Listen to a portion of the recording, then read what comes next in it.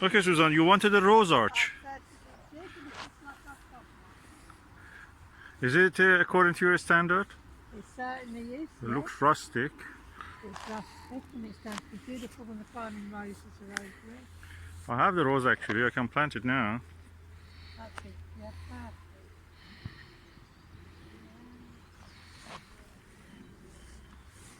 perfect. Stand there and just take a picture.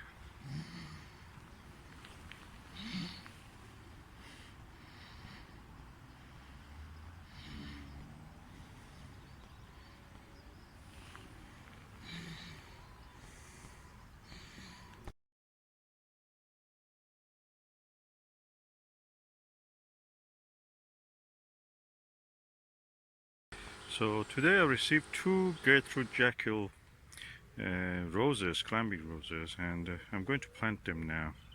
This is from David Austin, reputable rose company in the UK, and it was very difficult to get any of this. Even they didn't have it. This year, COVID year, is really difficult to get any supplies for agriculture and farming and gardening. So let's get these things and see how it is. Okay, it's raining, Susan. Can you remove it quick? Yes, I will remove it. Take it out, the bare root.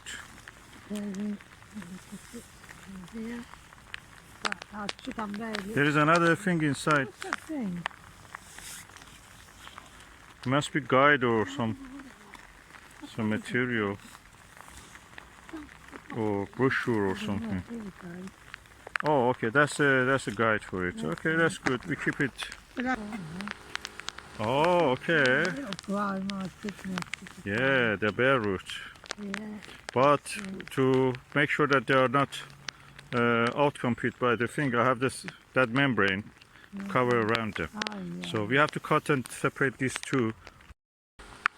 This is the finished rose arch, and I have planted 4 roses here. 2 Gertrude Jekyll, one is here and the other one is there, and 2 more roses here, which the name is hidden somewhere here. One is the Compassion, and the other one must be here somewhere.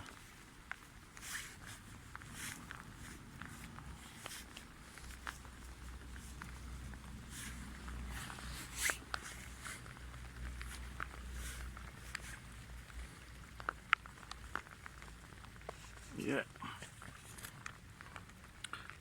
Arthur Bell Climber. All of these roses are aromatic with lovely fragrance. So I'm looking forward to this.